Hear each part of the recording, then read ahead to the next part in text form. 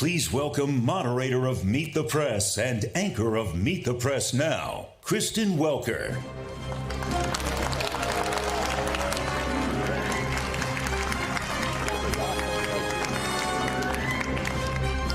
Hi, everyone. I definitely put my cereal in first before my milk. How about you guys? Let's give one more big round of applause to the Johns Hopkins Bloomberg Center for hosting this event. NBC News, Comcast. And thank you so much to all of you for being here today, for joining us. Before I bring out our esteemed panelists, we have a very special message to share with you. Over the weekend, my incredible colleague, Jenna Bush Hager, had the opportunity to sit down with each of the 4 former U.S. presidents at a private event hosted by the History Channel called History Talks in partnership with our corporate parent, Comcast. Now, she spoke to them about what they think unites us as we celebrate our country's 250th anniversary. Here's some of that conversation. My message is, don't give up on America. We're the longest lasting, freely elected government in history now. And a lot of people didn't think we'd make it this long. I think it'd be a good thing if we made it longer. So everybody should be thinking about that this year. Do I want to make it longer? Because if I do, then I have to favor cooperation over constant conflict. And I have to be willing to lose as well as win. We're the most unique country in the world. The most unique country in the world in the sense that we really do think democracy is dictated by the rules of the Constitution. And we do believe, and we act, and when we do well, that all men are created equal. Everyone's entitled to a shot. That everybody has a shot. And I think as we do that, people, it grows instead of focusing on divisions, because we're not as nearly as divided as we're being portrayed. If we hold true to that idea, that we the people have been gifted this chance of self-government, if we pay attention to our responsibilities and our duties, and if we extend respect and thoughtfulness to our fellow citizens, even if we disagree with them, if we understand that part of this democratic project is to sort through our differences in peaceful, legal ways, then I'm confident that we're going to have another 250-year run that's going to be just as good. My message is consider yourself fortunate to be a part of a great nation. Study our history so you have a better sense for what the future will be like. And be a citizen, not a spectator. And by that, I mean participate in the process, but also love a neighbor like you'd like to be loved yourself. All right. What an incredible conversation that was for former presidents. We want to keep the conversation going. Joining me now on stage are Republican Senator Katie Britt of Alabama and Democratic Senator John Fetterman of Pennsylvania. Please give them a warm welcome. Thank you both so much for being here. Appreciate you having us. We appreciate you so much. Thank you so much. Please have a seat, both of you. We are thrilled that you could both be here for this Common Ground event. Is that good? Yeah. We really appreciate it. Oh, it's great to be here. And we're going to get to some policy and politics in a second, but I want to start off by talking about something personal, which is the relationship between the two of you, which is genuine. The two of you met Senator Fetterman during freshman orientation. Tell me about that and why the two of you formed a fast friendship. I mean, I was struck first that her husband is actually bigger than I am. And I'm like, is that her bodyguard or what's the story behind this? Wes, and it turned out that he lived the dream, my dream. I mean, he played for Alabama, which would have been the equivalent of Penn State for me, and then played in the pros, you know. So I played football too, but not very well, and but no. So that's how that conversation started, and then it really kind of picked up right there and never slowed down, really. Senator Britt, how has the relationship evolved? Why is it still going strong? Again, it's a personal relationship, but it's a professional one as well. You're trying to get things done on Capitol Hill. Absolutely. So, and I think that we use the trust and the respect that we have for each other in our friendship to be able to talk about hard things and talk about pathways forward. But our friendship, both anchored there at freshman orientation and with both of our spouses getting to know each other as well, we've taken the time to not just understand our politics or position on something, but to really get to know each other as people. And I think that that's missing so much right now. And I think when you do that, when you ask about each other's kids and you know what's going on, and we've also commiserated over some of our votes and having to miss our children's activities and like, how do we do this whole thing? And also our frustration with some of the gridlock and the lack of communication and conversation. And so our conversations we have utilized to kind of try to spur something different in the Senate. One of the things that struck me when I was researching your relationship and your shared policy proposals, Senator Britt, is that you actually visited Senator Fetterman when he was in the hospital. He was struggling with mental health issues, which you've been quite vocal about. Why was that important to you, to take that extra step to actually visit Senator Fetterman? Well, look, let me tell you something. John has more courage. And the strength that he showed in that moment is something that I hope everyone in America looks to and learns from. And for him to trust me enough to be in that space with him, I will always want to be worthy of that trust. And I know that when we look at what's happening across our country, that there are so many people that are reticent to say, hey, I need some help. And John showed that that is the pathway forward and that treatment works. And I'm just grateful for his example and for his friendship. Senator Fetterman, what did it mean to you that Senator Britt came to visit you? Oh, I mean, of course, it made the world. And it just to remind, I mean, I would just remind anybody, for my advice is, it's like makes it virtually impossible to be cruel or unkind to someone if you at least have a relationship or at least know that person. I think it's a good rule that don't say anything on social media about someone that you wouldn't say to someone in person.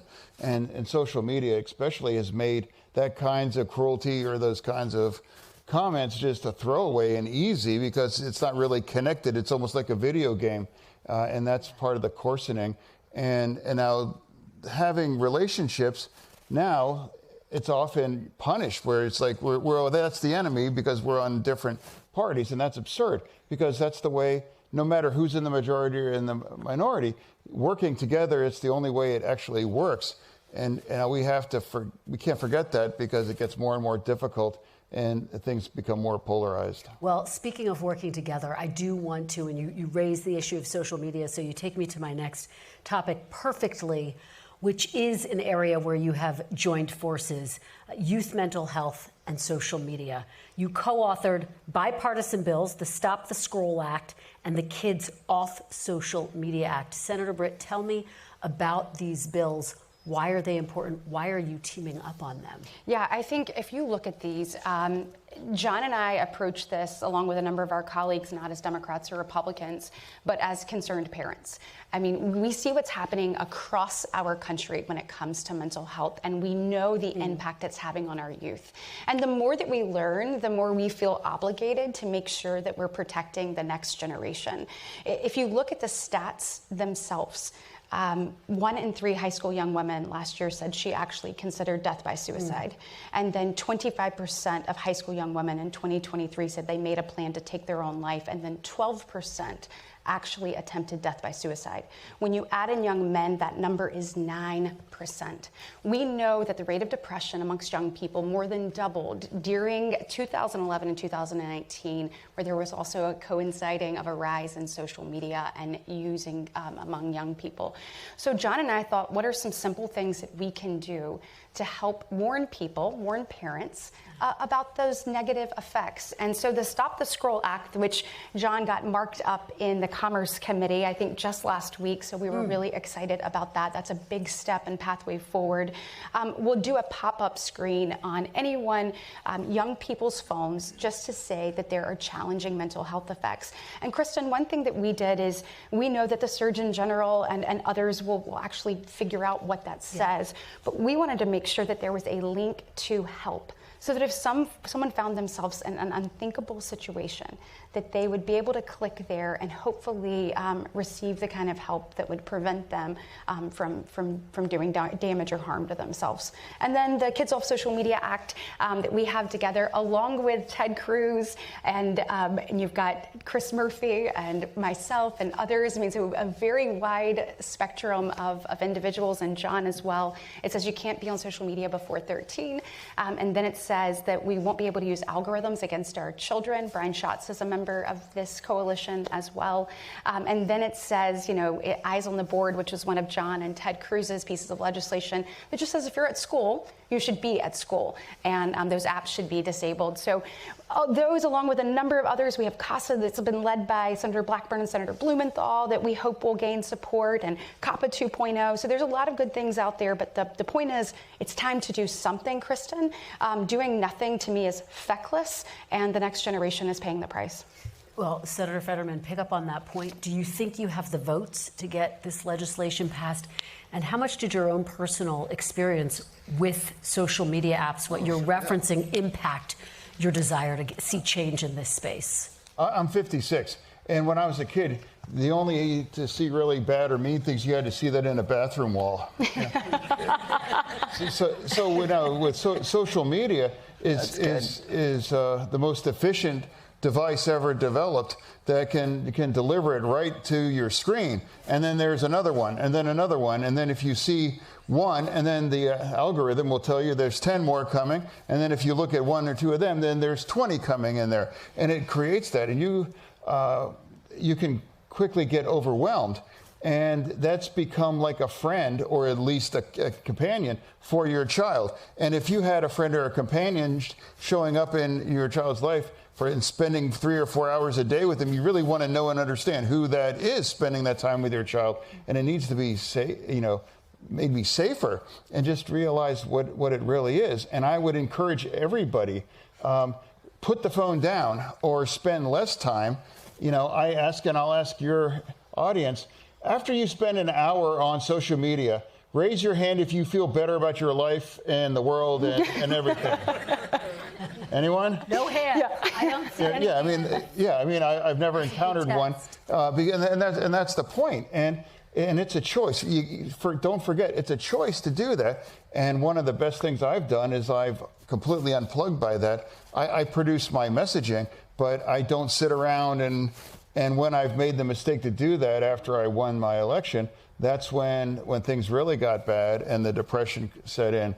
And protecting that, we did this together, not just as senators, but also as parents, because we have young children too. And if we want it for us, we probably it's the appropriate thing for tools for America's parents. Yeah, and John and I say we don't have to ask people what it's like to raise kids right now with these devices, and we're living it. And challenges. Absolutely. And you think about when we want America to lead, and this is one area where we're not. Other countries have stepped up to the plate, and we continue to kind of walk past it, and the time to do something is now. Well, it's something that we're going to continue to track really closely, because it is so critical, and I think it's one of the biggest issues that parents, that families in general are focused on right now. I do want to turn to another big issue, the war in Iran. Senator Fetterman, you have voted against several Democratic efforts to limit President Trump's war powers in Iran. You've said you don't want to put limits, tie his hands when he's in the middle of waging this conflict. As you both know, a key deadline is coming up. We're bumping up against 60 days, May 1st, since the start of the war. Will you vote to keep U.S. forces engaged in this conflict once it hits that 60-day mark, whereby Congress, by law, does need to weigh in? I will vote. I will continue to vote. My vote's not going to change. I know it's perhaps the most toxic thing a Democrat can embrace. I've seen, where's Kornacki? I mean, I polled the numbers on the screen. The AP poll this week said that 4% of Democrats support that. And the air is about 3%. So I'm the one, the one left that's in the air. And because for me, it's not controversial as a Democrat, every single member of Congress, and when you have someone out here, ask them too, should we allow Iran to acquire a nuclear bomb? Not every single Democrat in Congress says, yes, absolutely not, absolutely not. So here we are. You don't have to agree in every element of epic fury, but if we all agree that we could never allow them to acquire a nuclear bomb, I don't know why we wouldn't want to empower the president to say, no, make sure that Iran can't become a nuclear power, because if they do become a nuclear power, the prices about gas and the instability and the kinds of attack on Israel can only accelerate, because once they become nuclear, Iran effectively becomes untouchable. And here we are at the cusp. I wouldn't want to work all this work got in and just back away, because politically, yes, entirely, it's absolute toxic for a Democrat to have that view.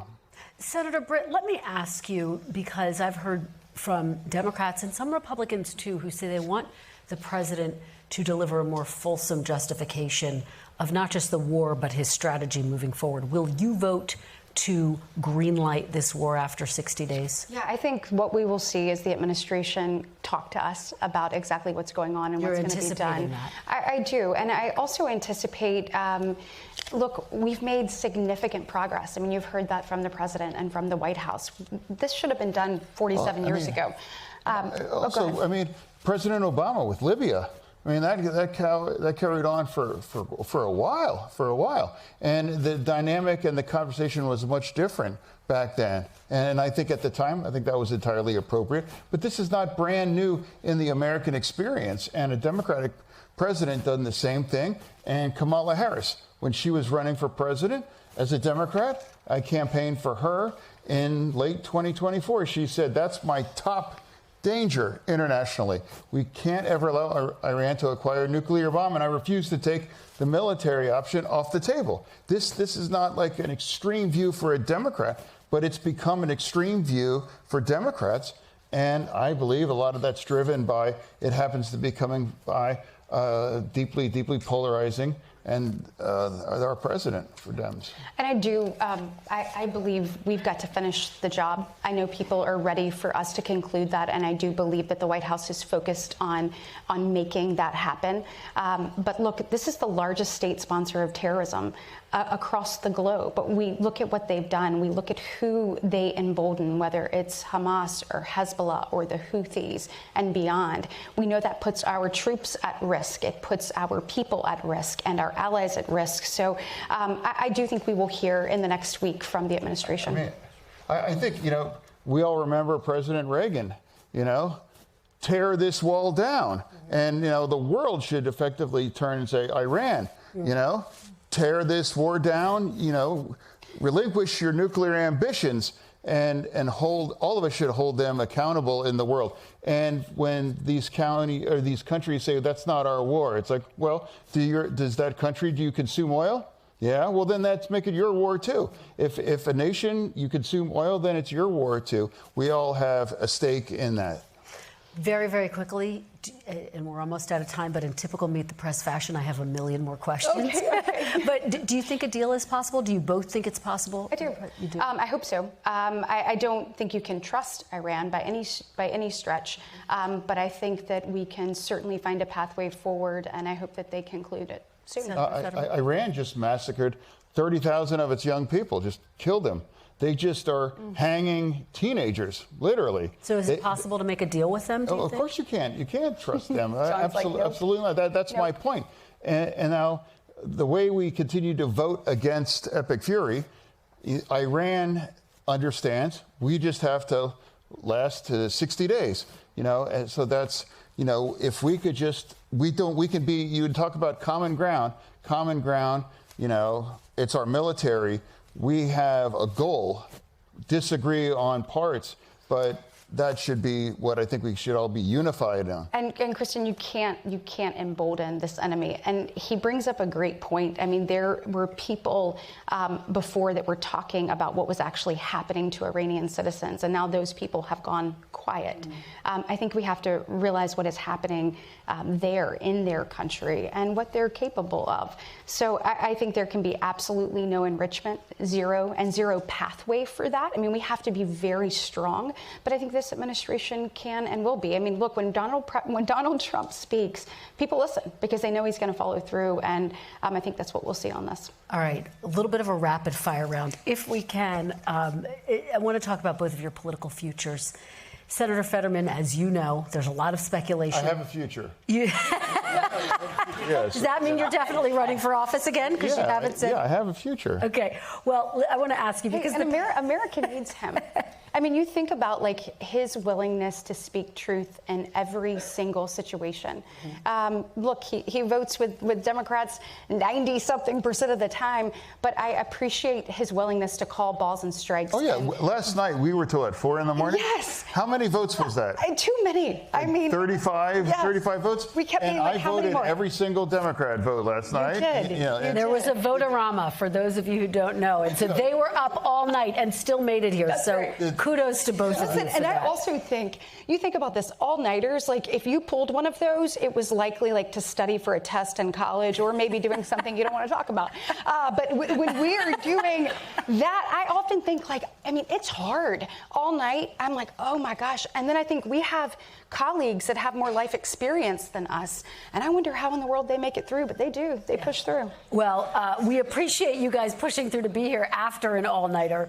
As you know, Senator Fetterman, the Pennsylvania Republican Party chairman, actually said last week he'd consider supporting your re-election in 2028 if you became a Republican, if you switched parties.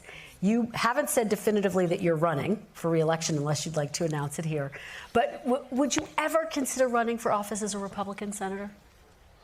As much as I'm friends with a lot of Republicans, including my parents, I'm not a Republican, and so like that's what it's really was. That's the truth.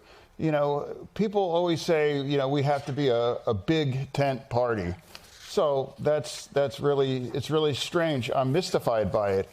If I'm more popular, I've had Republican friends in my state say, you're actually more popular than I am, you know, with our people. And you know how a guy that votes a 93% Dem line has that happen. I'm mystified by it. I can't explain it, but I think that demonstrates.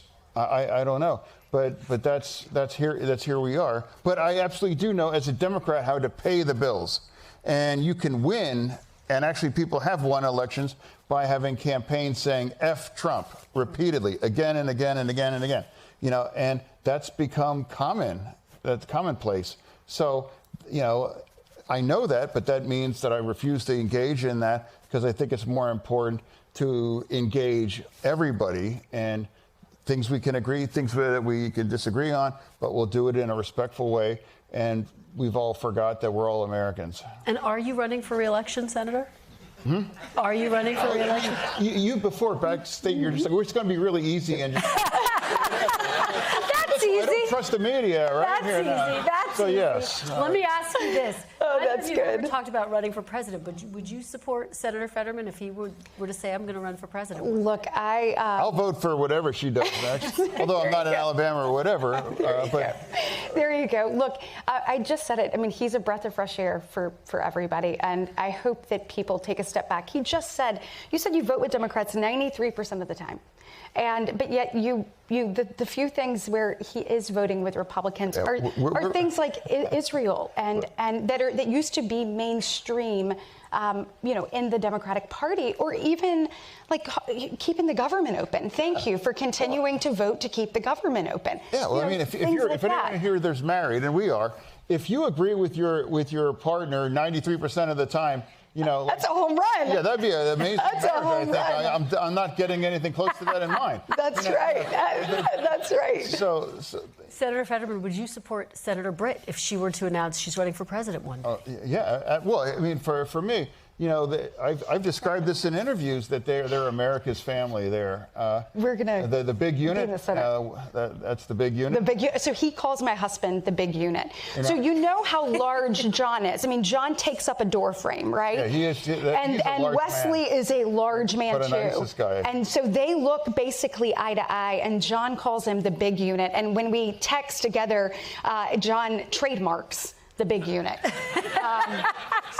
And there's rarely a conversation, even if it's a very serious one that we have to have about policy or where, I'm like, hey, explain this to me. Or he said, well, what about this? And what he usually always starts it with, how's the big unit? Well, we are out of time. But before I let you go, my colleague Lester Holt is about to interview NASA Administrator Jared Isaacman and former astronaut Suni Williams. So I have to ask both of you. Senator Britt, would you ever go to space if you had the opportunity? Oh, wow. I wasn't ready for that. Yeah, if somebody gave me the chance. I mean, that was the most incredible thing to watch. And I loved watching America be unified around Artemis, around this mission. And we were proud in Alabama. So much of that work is done at Marshall Space Flight Center in Huntsville, Alabama. And so as we were cheering them on, we were also cheering on the men and women that made that possible, knowing how they worked countless. And, many people, I appreciate Administrator Isaacman for rolling in the time and saying, no, we're going to do this now and we're going to do it more often because there's a lot of work to be done and we're going to continue to lead when it comes to space, and Alabama's proud to be a part of it. So yeah, we should go together. What do you think? You guys should go together. Senator Fetterman, would you be on board? Well, I saw the numbers on NASA. That should be 100% who supports NASA. Yep. I mean, it's a remarkable thing. But now remind people too. I saw that 10% of Americans believe we never were to the moon. To 10%. I mean, that's part of misinformation, and that's a serious problem in our society right now. Misinformation that used to become propaganda from countries like in Russia, but now we have that, and that's another reason why social media is dangerous. And would you go to the moon? And what do you think was so unified would I about go to the that moon? moment? I don't think they have 4XL, in a suit. Yeah, they said the size of that thing, John, was like the size of a minivan. Yeah. So that may be a little cramped. All right, guys. No, I don't think I have to worry about it, honestly. Yeah. Well, this was an extraordinary conversation. We can't thank you enough. It's so important to hear your bipartisan message, and we really appreciate it. And thank you for letting us do this, because I think America needs to see more of this. While we disagree on a number of issues, I think being able to respect someone who you don't agree with is something we need to bring back, and I think it gives people both hope and permission to do it in their own life. Senator Fetterman, any last thoughts? We have to find a way to get together. Honestly, I wish I had, I tell people, I constantly, where I go and I do most of the shopping for my family, I tell people, it's like, hey, it's okay, you should relax, It's much worse than you think, in Washington, D.C. And that's the thing. That's good. I'm concerned about that. And so all I can be is an example and to remind people that I think is a better way forward. And that's why I'm excited to have a conversation like this. Senators Fetterman and Britt, thank you both so much.